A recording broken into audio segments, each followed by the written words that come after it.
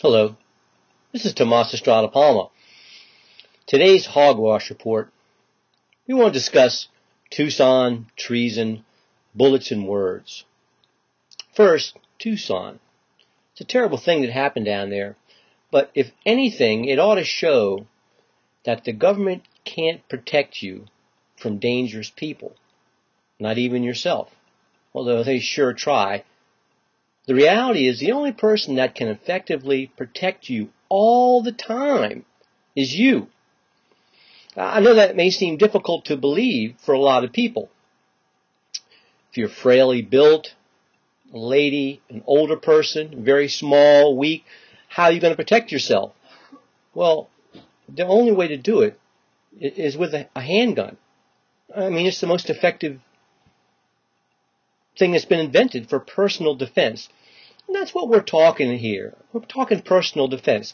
As soon as you start talking about the Second Amendment, those that would ban guns for other reasons begin to throw in the mix, oh, I suppose you want your own atom bomb, and you want your own tank and hand grenade and rocket launcher. No. Let's get this straight, what the Second Amendment is all about. The Second Amendment is about personal defense. It's about remaining alive through your own self-defense initiatives. That's what it means. Not having a rocket launcher and these other things. It means having a firearm that you can turn around and use against your attackers. Now, there's many attackers in this world. There's criminals all over the place. Although most people are good, I have to tell you right now. So don't get all paranoid. But there are bad people in this world. Which brings me to the next point. Treason. There is treason going on in this nation today. Now, what does that mean? Does that mean that everyone in the government are traitors? Well, that's hogwash. Of course it is. Look, my mom spent most of her life working before she retired for the Justice Department and for the FEC. If you remember Don Fetters, I know him. He was the head of the FEC. He was the guy they made the made-for-TV movie about him and his wife and the problems that they had, Charlotte Fetters. Now, I don't know what was true and what was fact with all that. John seemed like a nice guy, but that's beside the point. The reality is, my mom's a nice person and no way would be involved in treason. Neither would my father, who spent his career in the Navy as an officer and also worked for the federal government and the government of D.C., for that matter. But look, most people that are working in government are nice folks. They're making a living. Now, they may not have very good understanding of moral, principled behavior as far as economics go and as far as our Constitution goes. That's not really their fault. They were brought up in a society and brain cleansed by these traitors, because there are traitors in our government. They're a band of rogues. Essentially, they were started with the CIA in the 1940s.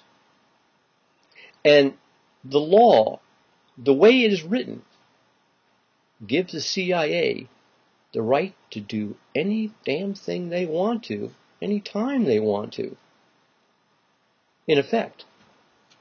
Well, what this means is we've given them the ultimate power to do anything they feel like.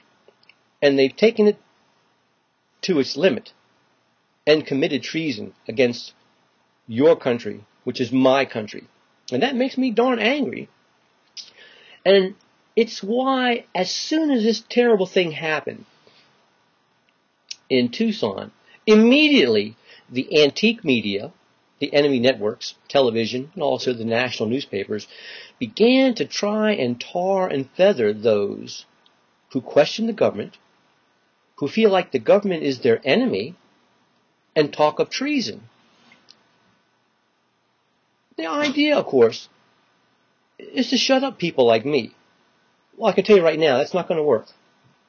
When death takes me from this earth, then I'll shut up.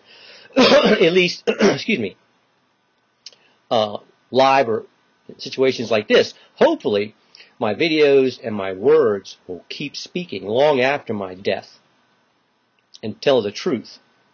And the truth is, there is a band of rogues that have been running the show behind the scenes for far too long, and I can understand completely why they want to shut me up. Because I'm on to you. And I know you're a filthy band of traitors who have controlled the antique media for decades.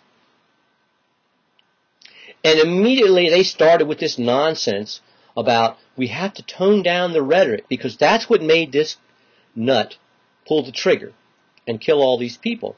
Interestingly, including a federal judge, a real good judge apparently, who had blocked a lot of these things the government wants to do. For instance, gun banning. This judge stood in the way and upheld Sheriff Mack's challenge. Well, the government doesn't like, when I say the government, I mean these rogues in the government. They don't like to have things not go their way. So, maybe it's just a sad coincidence. But this judge is dead now.